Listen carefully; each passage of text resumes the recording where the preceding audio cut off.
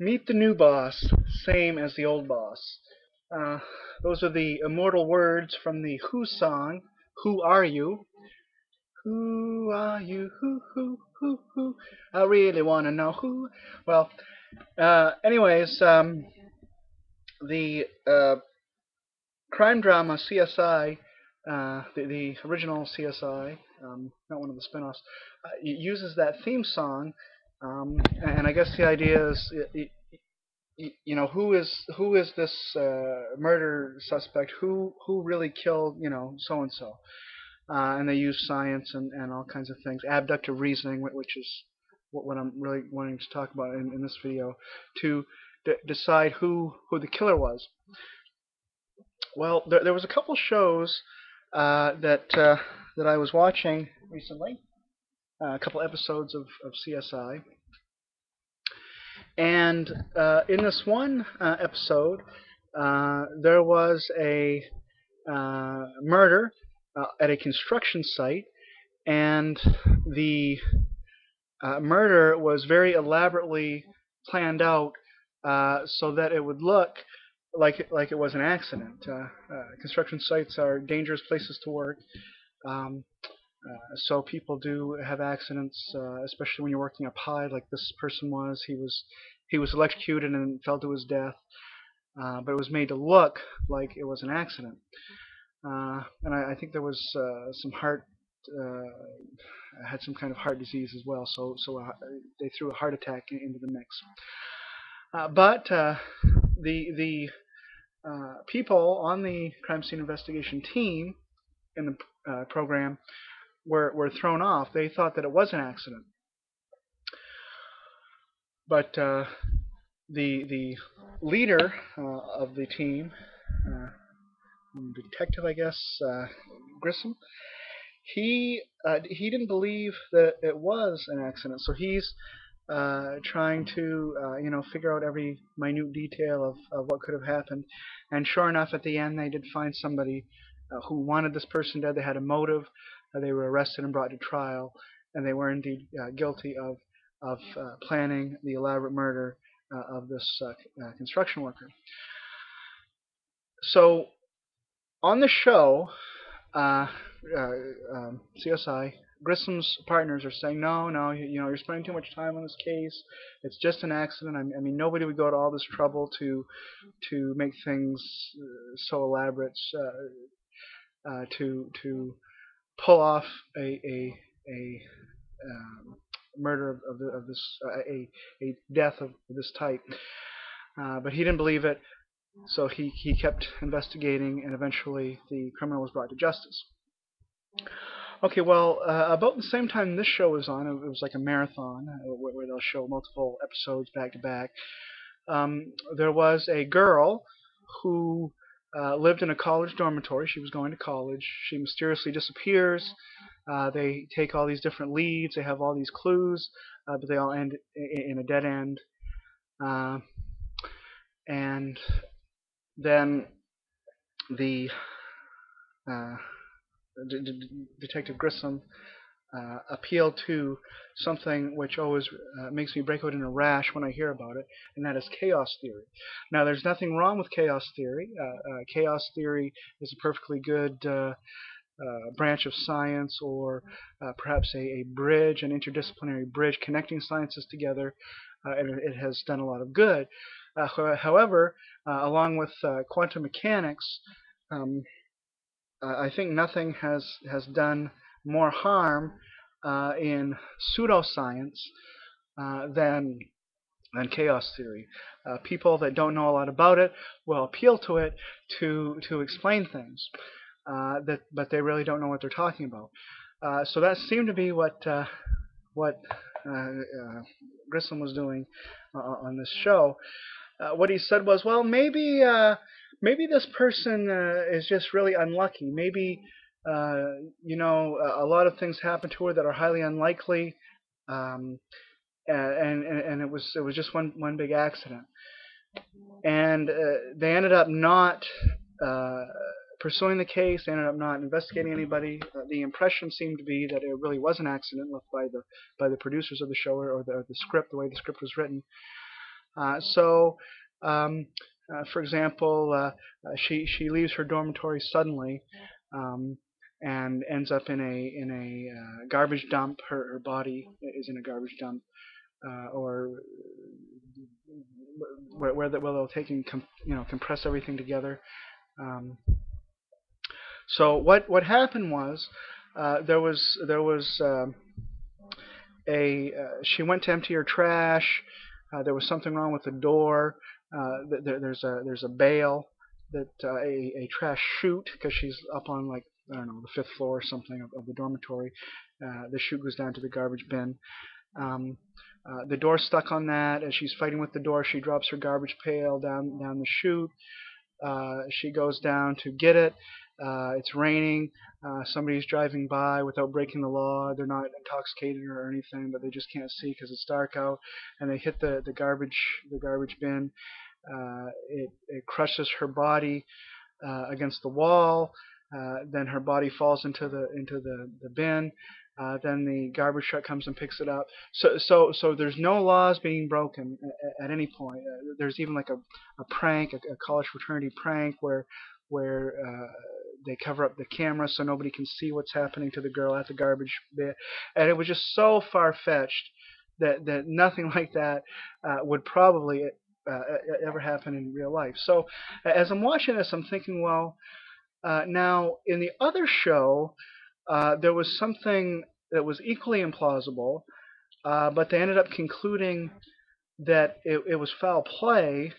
But in this one, with even less evidence, perhaps, they conclude that just unlikely things can happen. So maybe something unlikely happened, and no law was broken. Well, that's really not a good illustration of how abductive reasoning works. With abductive reasoning, which homicide detectives do really use in real life, and it's used in arguing for uh, Christian truth claims as well. Um, you take a set of data and you analyze the data. You try to fit different hypotheses to it, and whichever one fits the best is probably true. It's not 100% like in mathematics, and it's not quite the same thing as inductive reasoning either, but it's an inference to the best explanation. Well, the best explanation of anything, uh, well, let me rephrase that. The best explanation in any murder case will probably not be chaos theory. Yes, a butterfly flapping its wings in China can cause a hurricane in Alaska, or there is unpredictability in the world. There are things like we see in chaos theory that do happen, but when you see people acting suspicious, and then a girl turning up missing, and somebody, her blood is on his bumper or something. I mean, it's probably going to be, you can be fairly sure that it was a hit and run. Uh, there's no reason. It's possible that there was something, a college prank followed by a faulty door on a garbage bin, and so on and so forth. Uh, that's all possible, but it's not very likely. And with abductive reasoning, you want to go with the most likely scenario. You want to say, um, uh, out of all the available hypotheses, this one, in the case of CSI, it should have been a clear-cut case of hit and run. Um, but the most plausible hypothesis would have the most explanatory power, the most explanatory scope. It would have the least number of ad hoc. Um, it would have a lack of ad hocness, if I could use that term. So there's different criteria that you go through when you're evaluating different hypotheses. Um, and it seemed like they weren't really doing that on the show. Either they'll go for something that is so outlandish and it turns out to be true, or they'll take something that is very unlikely, and they'll just kind of arbitrarily assume, well, it must be some kind of fluke. They just died by accident for no reason, or for no reason in the sense of a premeditating act of an agent who is trying to kill you. Um, so this show, at least this episode with the college girl, was an example of how not to do good abductive reasoning. Um, Now, I don't want to be too critical of the show. I've never tried to write for a weekly TV show, but I presume that it would be very difficult, even with a whole team of people, a whole team of writers working from week to week. I would presume it would be very difficult to come up with fresh ideas, things that have a believability to them, uh, to make for interesting TV programming. So this is not to say don't watch CSI because it's unrealistic.